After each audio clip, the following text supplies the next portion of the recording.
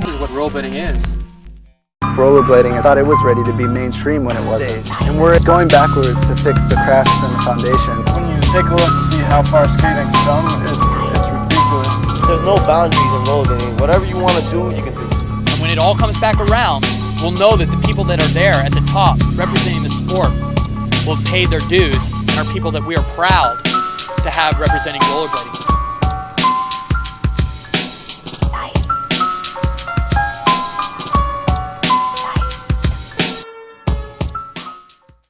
Hi, I'm Jon Julio. I'm 29 years old. I've been skating for about 15 years, and I'm from San Jose, California. When you have a lot of money and you're on the road, and when you're younger, like back then, it was so easy to spend it, and you didn't have that much responsibility. You didn't think about the real life that was about to happen. Like now we're like 21, 22, the older, and we got real life deals. It's like you got to pay bills, you got your girlfriends or just everyday stuff that you have to pay for. And now a lot of us wish that we saved our money. A lot of us wish that we were more responsible. But at the end of the day though, like we all appreciate it more now these days. I do, being around the game for so long and understanding like how good we had it and how good we don't now. But I mean, it's good with the bad too, though. It's like I appreciate and I love what I do more than ever. I have a better understanding of what rollerblading is to me, and it's a great feeling to have and a great industry to be a part of. IMYTA is I'm At Your Trick Association. It's the biggest international real street contest. Basically, a lot of the biggest stunts in rollerblading have went down, whether it be the first go, like Alex Broskow transferring a rail with a gap in the middle. Soul grind, 360 soul grind. That's never been done before that. I mean, from my knowledge, especially in a big event like that. Or in Montreal, this kid Felix, he just rolled off this crazy bridge. How high was that? 15 feet into this crazy bank. And I've never seen anything like that in rollerblading before that. It started at one spot. It was these small ledges, and it just kind of grew with like the energy and the vibe and the tricks and the crowd cheering. And that was what it was all about. It was about a session that drew a lot of people, and they eventually grew to a bigger spot, which was the second spot. And I don't know, just the level of what went down and of tricks as the day progressed is what IMYTA was. Within all that stuff and within the vibe that it grew into, it's hard to describe unless you're there. Because when you're there, you can feel the vibe, you can hear people talking and cheering you on and pushing people and get that shit or that sort of thing. So, and it only makes it better that it's in real urban areas. The biggest rails, the biggest ledges. It's just real street, and that's what the IMYTA is. It's real street. So I wish we can just legally bring the IMYTA in front of in every big city in the world, with the best spots that we all skate sometimes, because it's just the best stuff goes down, and then that's what what rollerblading is the biggest ledges. I mean, when you're filming for this video, it's like Eric doing that crazy front torque on that ledge. That's amazing, and not enough people see that. And the IMYTA brought that to certain cities, and I think that was one big amazing plus about the IMYTA, was that people would walk down the road and you see the craziest stuff that kids did on rollerblades. And I don't know, what got me into rollerblading was I wanted to be like Arlo. Like Arlo had a lot of energy and he just made rollerblading look cool. I wanted to contribute on that level. I wanted to be showing what I can do on rollerblades and session with these big pros. Like I felt like I could skate with these guys, and have a good time with these guys. And did you hear Eric fart? Just rollerblading, how it feels, it's hard to describe. It's like the best feeling in the world. It's like when you put them on and you're cruising down the road, that's one form of a great feeling. But when you're doing tricks and you're pushing yourself, over the top, and you're doing some crazy ledge and you're not sure you can land it, and when you do land it, like there's no better feeling than that, than scaring yourself and having that unsureness, and then landing it, and then feeling like, oh my God, you know, I can't believe I just did that. You know, that's something that rollerblading gives you, and it's a very inspiring time right now. You know, like, I think the industry is at a very mature level. I think everybody appreciates rollerblading more than ever. I think everybody's working together in one big community internationally, and everybody's, from magazines to video to the companies to the products that we're making. I have a very high appreciation of being able to stand here and be involved and help progress the sport. And I don't know, it's just a very inspiring and motivating time. So if you're watching this video, I think this is going to be a great representation of what's actually going on in our sport, trick-wise, personality-wise, and I hope everybody can see this. You know, I hope everybody in the world sees this video, because that could have been really bad. Can I see one of his? Whoa, what are y'all doing? Man, a few years ago, I had the amazing opportunity to be featured in a video game that was going to be featured on PlayStation and Xbox, and I got the chance to design, star in, as well as, you know, give all my input and information that I knew about in the industry. So yeah, I mean, with the video game, it was a great opportunity for us to, you know, open up to the commercialized masses of the world. You know, much like the Tony Hawk game did for skateboarding. It was kind of like our avenue to take. You know, like, okay, you know, they'd done it with that game. Rolling was going to be that avenue for us. So with that in hand, and that in my mind, of course, and along with everybody else, you know, it was like, this is a great opportunity. When I got onto it as well, it was like they were incorporating skaters like myself and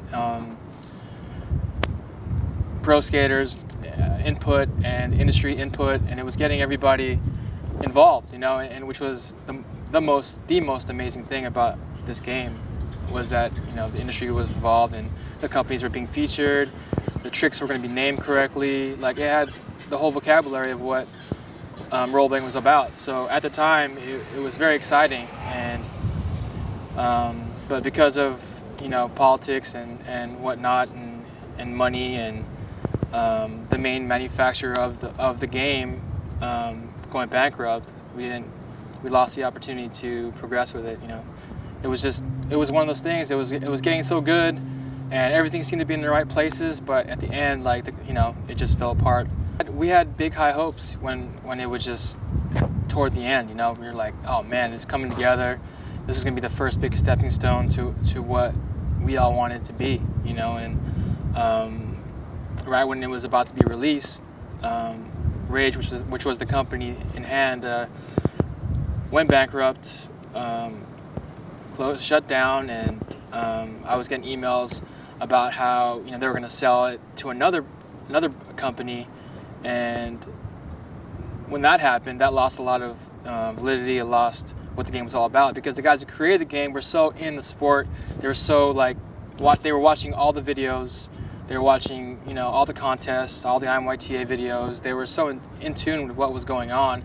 They weren't skaters, but they learned how to be skaters in their head. You know, they knew what everything was going. You know, how everything was going, and who was the hot pro. They knew all that stuff. But once that company and those group of peoples were disconnected, and Rage went bankrupt, we lost that big, you know, connection with what, you know, was going to be the future for this game called rolling. So when it got sold, it was to another company that didn't really care about the sport, didn't know what was going on. When it was bought out, you know, it was from this new company. They were just trying to make a quick buck, and it was available and distributed to a couple of countries in Europe. And besides that, it lost its, you know, it lost what it was all about, which was, you know, our industry. So it was just disheartening to have this multi-million-dollar project that was, you know, going to be on Xbox and PlayStation and be distributed all around the world, and just be cut off because of, you know, this company going bankrupt and selling to this other company that didn't care about our sport or anything, or knew about it. So we just lost we lost the. Oh man, I'm losing it. I'm there every day, like just trying to create like. What I got me into the sport is what I'm trying to create, I guess. You know, I don't really think about me as an icon or something like that. I'm there every day, just like every other rollerblader who loves to rollerblade is. You know, like I'm just lucky to be in this position where I just grew into someone who's in industry and skated my ass off. You know, so now at this point in my life, I just want to create what got me into the sport. You know, which was getting inspired, being motivated, and just going out there every day to want to learn a new trick and rollerblade, basically, just to rollerblade every day. So style in general in life is attracting. You know, it's you see something that looks amazing, or she's a girl that's so beautiful, or you know somebody's got personality from the way he dresses, or the way he walks, or the way she dresses, where she walks. So it's a very important factor of anybody's personality, and in rollerblading it's very necessary, as is, you know, because of our sports scrutiny. It's like, you know, we all want to be perceived in the limelight the right way, you know, and we want to be involved with those people that make our sport the way it should look. So I think, you know, style is very important for rollerblading for sure. Personally, would love to have a movie or a video or documentary that, you know, represent our sport the right way. You know, we all do, and I think it's important that does come out, because that will give us a foundation for people to go to, you know, and to actually understand what our culture is about. So we made the IMYTA to oppose the X Games. It was like we wanted to create what, you know, at the time made the most sense, and it was rebellious, and, you know, there was a lot of negativity toward park contests, and especially corporate park contests like the X Games. You know, even the ESA back then, there's a lot of negativity. So just at the time, it just made the most sense. You know, let's make a street comp, and the format came about, and, you know, it worked. We had, you know, guys matching each other and one-upping each other. IMYTA is the biggest street contest in rollerblading. It's a tour that traveled, you know, from Paris to England, Holland, all over America, Canada. We did stops all over the world, and it's a full grassroots guerrilla style street contest where there are no permits for the first few contests. We just hit up a street spot, you know, get everybody together in just session, and the guy who did the biggest trick, you know, won. So we had prize money, and it just grew into its own entity, and I don't know. With style over the past years, I mean, the fashion element has definitely progressed. I mean, you got kids though too as well, like who were like, you know, 14, 15, and back then, you know, 16, whatever, and just they're in the limelight, turned pro, and, you know, they didn't really have a really good sense of fashion. You know, it's like you're 16, you're just a little dirtball kid, you know, and it's come to the point now these days the kids who are pro are, you know, at least 19, 20, 21. They're not really kids anymore. They're not kids anymore, and we got guys who are aware of, you know, how they look, and they know what they like. They like rock music. They dress the way they want to dress, and that's all emulated in how they skate too. So it's, you know, we got these guys who've been skating for so long, and it's just maturity, you know, basically. And I think a lot of people have a misconception of what rollerblading looks like, and I think if we were gonna show an outsider of how rollerblading should be, what's going on in rollerblading, trick-wise and style-wise and whatnot. And Eric Bailey is a perfect example. It's like he skates everything, park, street, you know, everything, and he kills everything. He's very well-rounded, and he kills shit. No matter what's in front of him, he destroys it. So, you know, I think that goes for Chris Haffey, which is another one, and Brian Aragon. You know, these guys, they do it all. And if I was going to have an outsider watch a video or come to an event and I was going to point at one of the guys like, this is what rollerblading is, you know, it'd be one of those guys. It's all love at this point, right? We're all here, and we're making, you know, we're scraping by. A lot of these pros are, and it's all love. I mean, we all do it every day because we love it, and we're fortunate to be able to do it.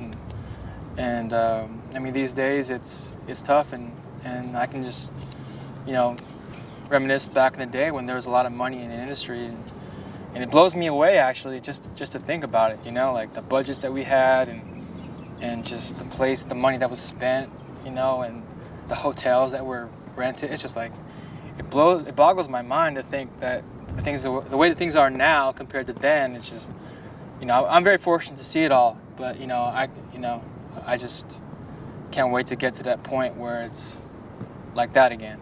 We all rollerblade because we love it. We're all here because we love it. It's the realest thing that, you know, that I do, and I love it, and I'll never stop doing it.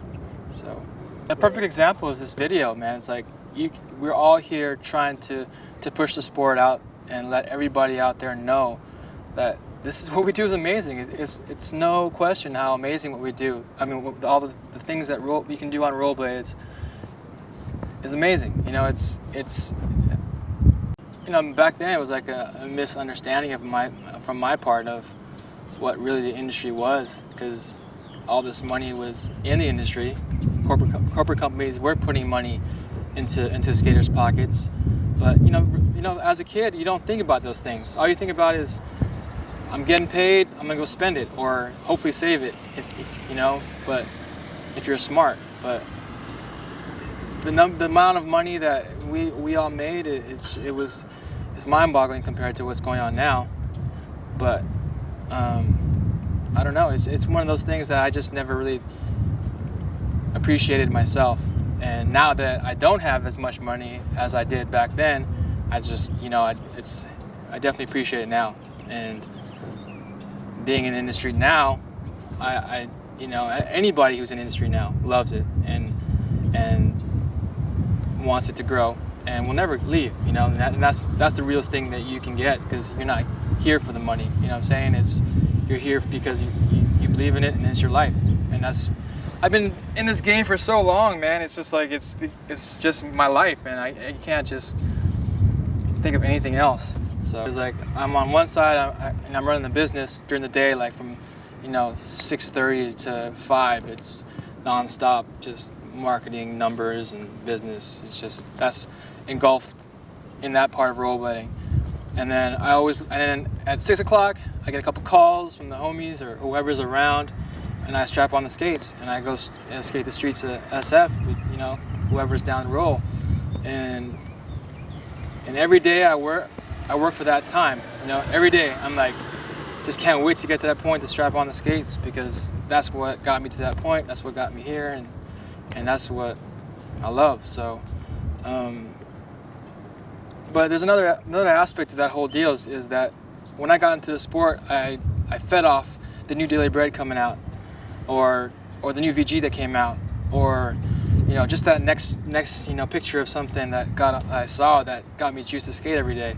You know, it's important that kids are excited about the sport, and if they don't got that, then what's going to keep them going? So, you know, I think that's what my other side of rollerblading that I'm very passionate about, is getting kids excited every day, because it's important. You know, that's what got me, you know, when the hoax came out, you know, everybody was like, oh, what? You know, Arlo and this and that. When the new Daily Bread came out, it's like, who's on the cover? You know, like, or is my photo in this issue? Or you know, it's just that kind of stuff is what it's all about, you know, making kids and making yourself, making everybody in the industry excited about the sport. And I'm in a different place when I rollerblade, when I'm skating a ledge, or if I'm freaking myself out on this big trick and then I land it, it's the most amazing feeling in the world. But on the other aspect, it's like I want to give that feeling to other people and get them excited about why I feel like this sport is so amazing. So, I mean, I think the format of the Hoax 2, you know, gave that element out. It got the opportunity to show these personalities that were so amazing back then, you know? Like, what better way to be in Winnebago and travel across America and visit, you know, every major skate spot in the country, you know? And what made that tour and that video even better was that you had such amazing personalities that you just, you know, you fell in love with it. You know, you laughed about, or you got mad about it, or why is he pissed off, or, you know, you jumped into these people's lives and how they thought, and that created, you know, these rock stars. You know, that created Be Love, that created Arlo and Michael Palak and, you know, Brooke Howard Smith, and it just also with the overall production with that movie and that documentary, it made the rollerblading look so cool. You know, just the film and the tricks that went down and the amount of people that you never seen before, and it opened up a whole new book. It was like, whoa, there's all these skaters out here. You know, like you look at New York and you see the Brooklyn Banks and you see all these kids. You're like, Jesus, man, it made you feel like you're a part of something that was just so. It was so underground that you thought was so underground, but there was like this kid in, you know, the Brooklyn Banks just skating just like you did, you know, like I would never have thought personally, you know. Actually, you know, after that video came out, you know, I just saw more skaters everywhere.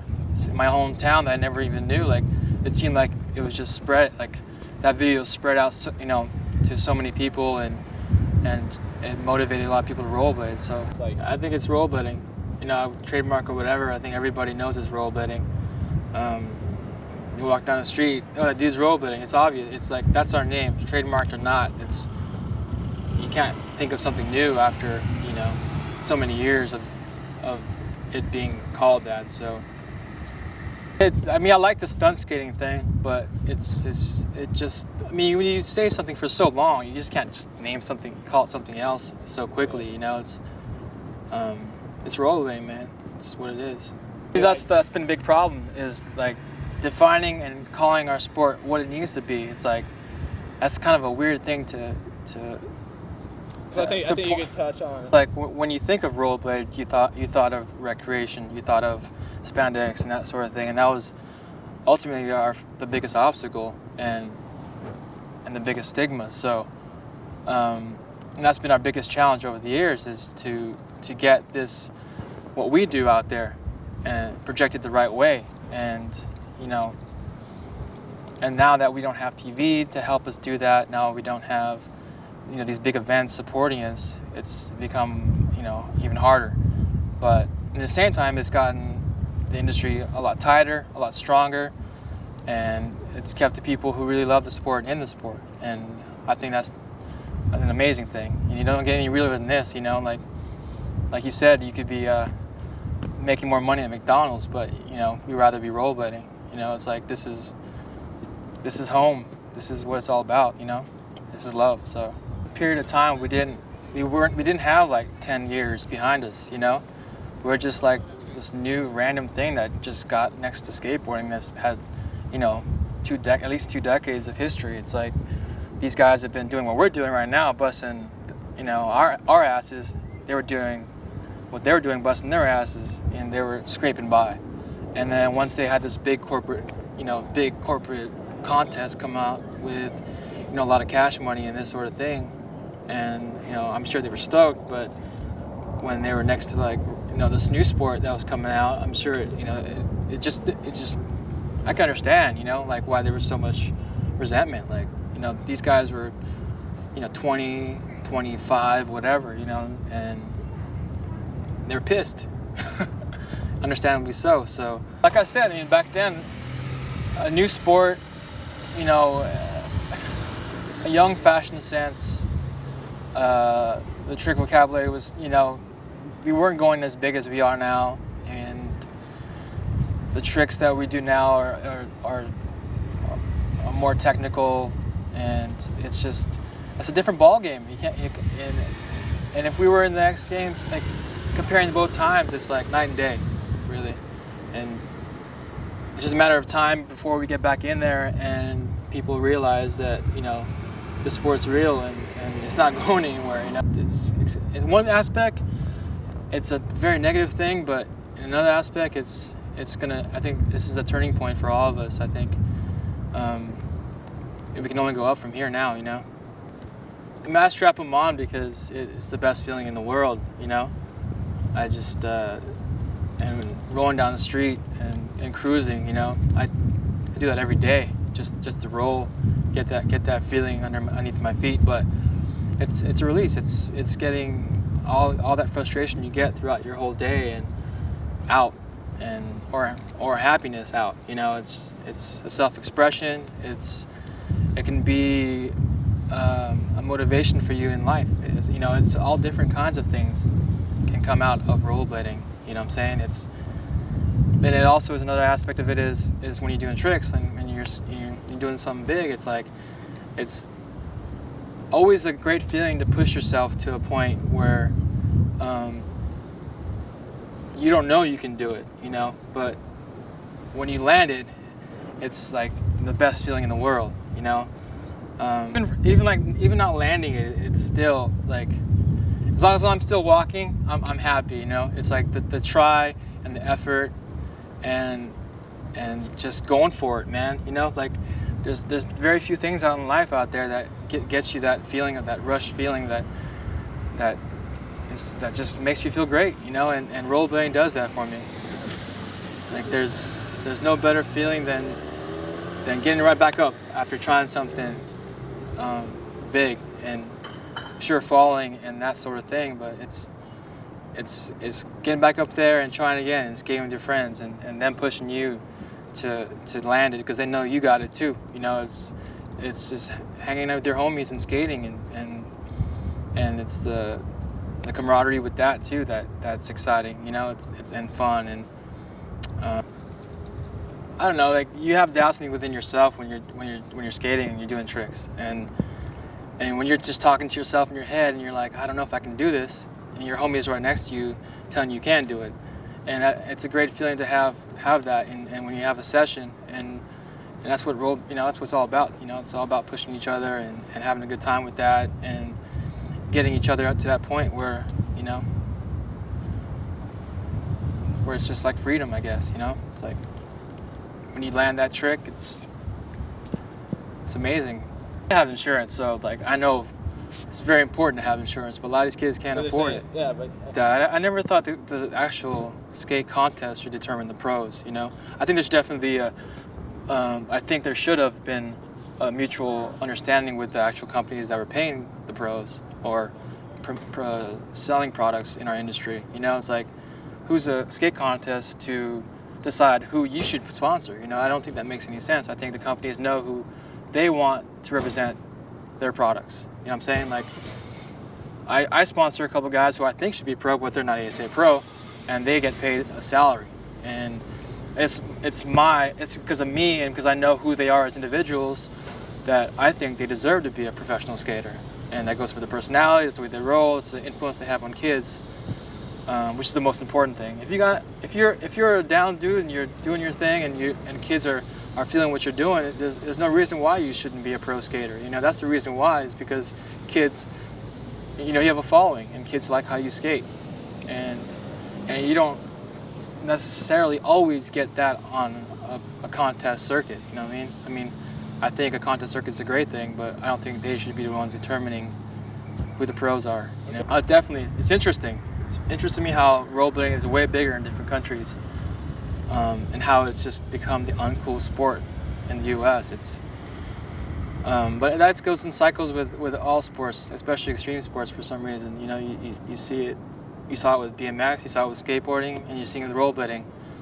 I mean, in America, all the biggest contests that you do have are the core ones. You have the super hicks, you have the hoedowns, you have the barn burners, and that's about it. It's all core skater run comps, low budget, street comps like Windy City Riot, and basically the big corporate X Games and Gravity Games have just shut rollerblading out. But in other places in the world, Asia, Europe, those events are still existing, and that's because the sport over there is growing, and it's a different perspective from what is going on in the commercial world compared to what's going on in this world. But that just goes back to cycles and trends that happen in America, because it goes so fast. One day it's pink's hot, next week pink's not. Then next week is, it's like, I think rollerblading needs to get to the point where it's getting to the point where the industry is strong, and I hate to compare it to skateboarding so much, but they've done it. They've got years and history behind them that isn't going anywhere, and rollerblading is getting that. I've been in the sport over 13, 14 years now, and I'm not going anywhere.